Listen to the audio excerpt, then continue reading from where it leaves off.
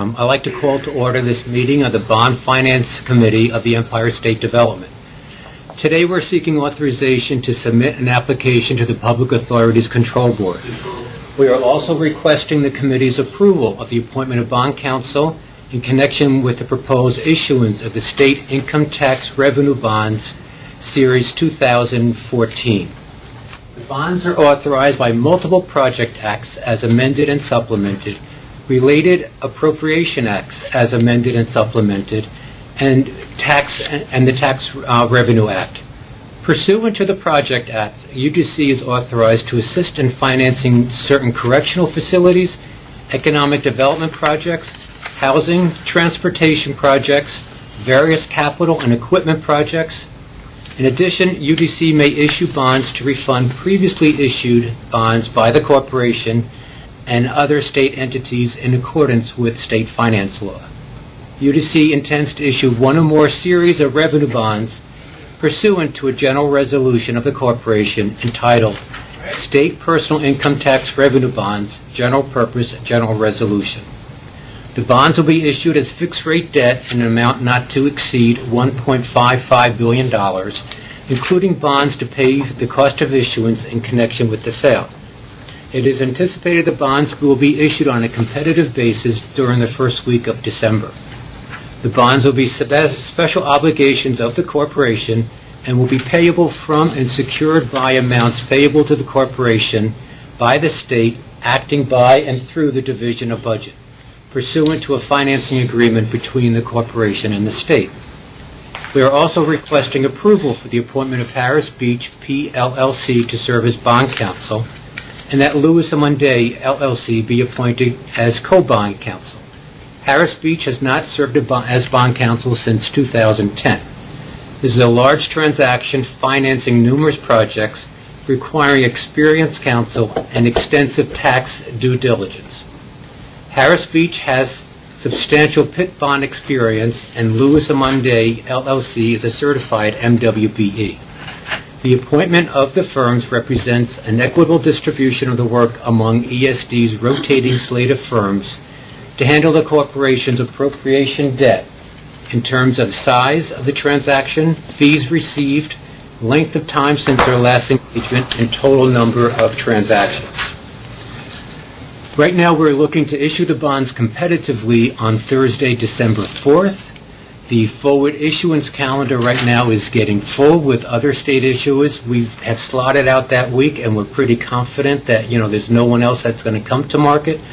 We're also, being very cognizant of any other states or any other entities that might come, but right now we feel December 4th is a good time for us to come. When you say other state funding, is that Alabama and... Yeah, it could be. Sometimes we get distracted by California is always a big issue. So it's other states. It's other states. Within the state. No, within the state we know exactly who's coming. Okay. And we've already worked the calendar so that we have the first week of December. We're not going to have any competition with other state issuers. So we're on a very tight schedule here. We have a lot to do to make this obligation. The tax diligence has already started, and Brendan Healy and Jared Walkowitz from our Loans and Grants area is handling the due diligence on the economic development projects. And once we have that information, which we're hoping to get this week, we'll know exactly the components of the taxable and the tax exempt of the bonds that we're going to finance. What we plan to do is, on December 4th, we're going to go out, we're going to combine the new money tax-exempt piece with the refunding piece and sell that as one series, and then we're going to sell the taxable piece as another series. The new money... Why is one... of the total is 1.55? Yeah. But it's split between taxable and non-taxable? Mm-hmm. And tax-exempt, okay. Yeah. What is the tax-exempt... Yeah. is X and the taxable is Y, right? Yes. Now, do you have an idea what the numbers are? Yeah, we do. On the last, second to last page. Oh, okay. Thanks.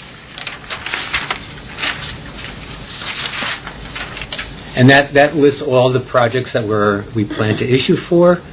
What we don't know right now is, what's going to be the taxable and the tax exempt. That due diligence is happening this week, and once that is done, we'll know what the size of the tax exempt and the taxable will be. Well, is it safe to say, I know they'll need more details, Rob, forthcoming, but, it's possible that an issuance on behalf of the Buffalo Bills, right, could be taxable. That's whereas, correct.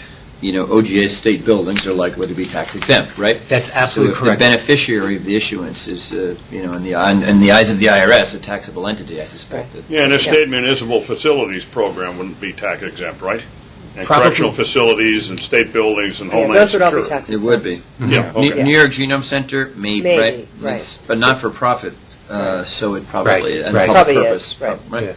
Yeah. A lot of this, Robert, is the IRS rules, so it's not always apparent. Most of it looks like it's for tax exempt. It does. Yeah. Most likely it will, but, we're going through that But diligence. anyway, you do at those this as two time. separate pieces. Is the And to go back to the issuance, we're going to subdivide the new money tax exempt and the refunding into two tranches so that, we're going to divide that up by their maturities. One tranche will be maturities up to 10 years, and the other tranche will be 11 years and longer.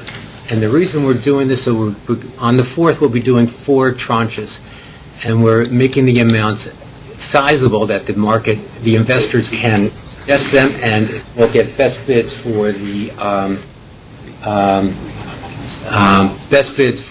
tranches, 3 tranches. And right now, some indicative yields, some very preliminary indicative yields that we're looking at. The taxable is going to be 2.62%, and the tax exempt will be 3.34%. Now, the reason why the tax exempt is a little bit higher is because the average life of the taxable is 3.4 years, whereas the tax exempt goes out longer, 11.5 years. What's the rate? 3 point what? We're looking at, these are indicative yields. Right now, the taxable will be 2.62, and the tax exempt will be 3.34. And the maturity on the taxable, Rob, is how much? We keep that Short. short. We keep it within probably, the average life is like 5 years. And we do that because the coupon is higher, so we want to pay that off faster. Since this is a state-supported debt issuance, The we're coupon going on that to... is lower. You just said it was 2.6. The taxable is lower. The taxable is 2.6 and the tax exempt. Really? Why But is that? it's all- It has to do with where you are in the term. yield curve. Yeah. It's the term. So, They're the same the term, thing the that tax- matters the is the tax length. exempt Is the will be length. less. Right, Hold obviously. on, one at a time. What? As Jonathan said, if the term was the same, then obviously the tax exempt would be less expensive than the taxable. But what Robert is taking you through is a longer term Okay, versus a Yes. shorter term. fine. Since this is state-supported debt, we are using Public Resources Advisory Group as a financial advisor, but that's going to be under the contract between them and the Division of Budget. So we will be coming back to you within a couple weeks to get authorization for the sale of the bonds. All we're here today is to ask for authorization to submit the application to the Public Authorities Control Board. And I thought to make a decision about council. And, yeah, you're absolutely right, to make decision about council. So those are really the two things we have to consider. That's what you're...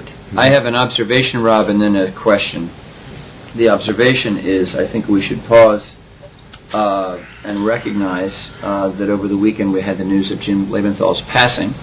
Were it not for Mr. Lebenthal, as one could say, there wouldn't be the sort of general awareness and market and existence of this entire fund of, a form of raising public finance for public purpose projects as there is in the state. Good I had the honor of meeting him with Diana back in May, and he really, as obit yesterday in papers, and people have pointed out, he was really the father of both municipal debt and what we're talking about. That's the observation, and we should recognize his great work. The question is, this is going to be a competitive sale.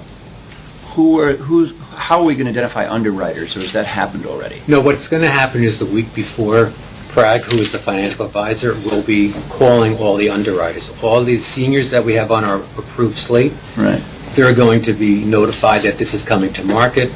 We're going out with a preliminary official statement that's going to be out there. The underwriters know that this is coming, it's already posted on the websites that, we're coming to the market. So we will do enough, marketing for the bonds that all the banks on Wall Street know that, we're coming to the market, and we expect them to bid.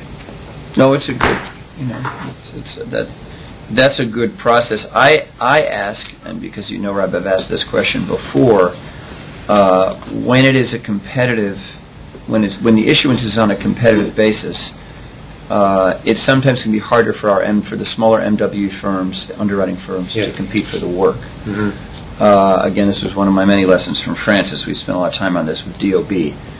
DOB often pushes back when we raise this issue. You don't have to put it in those exact terms, my friend Mark, but you get the general concept here. The general question has a different view. What is, I just want to go on record saying that if this is going to be issued on a competitive basis, we have to work with DOB and our advisors and make every effort to get MWE firms into the underwriting activity. I mean, we just did a huge issuance, as you all know, through Goldman Sachs. That's good. These are great. These are great firms, but that is not fulfilling our economic development mission or the governor's new stated MWE goal of 30%. And so, before our next meeting, I'll come back to you with some more practical considerations here. But I think we have to pause and say we've got to make sure we haven't. This is our only revenue bond we've done this year, right? That's correct. I mean, one issuance. And if it goes to sort of the usual suspects, right, that's not appropriate. Right. We do have language before the bonds are priced. We go out with the notice of sale. We have language in the notice of sale that we encourage the banks to partner up with MWBE firms, because when we get the bids, we'll see the large banks come in with their bids, but behind the scene, they could have partnered up with an MWBE. Right. We had Ramirez come in to see us the other day, and Ramirez said to us that they normally do partner up with a large firm, and they said Citibank. However, this is really transparent to us, and your point is very valid, Kenneth. That since it's a if it were a negotiated basis, Ramirez could lead it. Yeah, absolutely. Exactly right. That's right. We would make sure that we would have MWBE. We discussed that with DOB, but their direction was to do this as a competitive sale. And I disagree. History's a guide. Right. Same old story. All right. For council, we do have an MWD. Yeah. Good. That's good. And for the FA. Financial They advisor. partner up also Yeah. with the MWB. No, but we know who makes the real money on a Absolutely. $1.5 billion issuance. Okay. Just the last comment, the committee will meet again to approve the final documents and to delegate authority to an officer to accept whatever pricing we're able to get. Right. And if there's a way to communicate to DOB, and I don't know if this is fair or not, but I won't vote to approve that unless there's satisfactory participation of MWBE firms in this. You don't need my vote necessarily. You could, right? All right, why don't Liz and I can put our heads together about what's the strategy for And as long as How we DOB can is do that. insisting that it be a competitive sale, then somebody, you're going to have to do an awful lot of outreach and make it really clear. I don't know how you do that, again, within the law, but make it really clear to the bidders that at least one person here is looking. I mean, I know you are too, but that we're looking for that. And you and I should talk about the DOB, the broader DOB issue. Yeah. Yep. All right, to be continued. Last question. What's the date of the PAC meeting at which you... It's Wednesday. This Wednesday. Okay, just to remind everybody, Anthony and Rob, why we're really grateful to you for coming out on a rainy afternoon. Yeah. We need to do this vote now on the issues related to move forward and so we can go to PAC. I'd be coming out regardless of this deal, so Thank you. I'm getting soaked for several weeks. Although I'm honored to be soaked. for this. Anybody else have questions or comments for Rob or the team? Because I know the real issue is approval to go before PACB and approval to, I don't know how you want, your 2 law firms. 2 law firms, right? Yes, sir. Is it several votes, or how do you want to do that? No, well, I can just say, is there a motion to adopt the resolution? Move. Second. Second. So the motion is passed. We didn't vote. Yeah, you have to vote. But I'll do it all Okay, in favor. okay. Well, this is why you have to do these meetings, Kenneth, you know. I'll do the I'm next rusty at this, you know. All in Okay, favor? all in Yeah, I favor. want to hear Anthony say he's in favor. I'm in favor. All right. No, I arrived here, right. Motion carries. Meeting adjourned. Yeah. Are we done, Rob? Margaret, we've got it all I done? believe we have. We've got it all done. Meeting adjourned. Meeting but, adjourned. I want to make a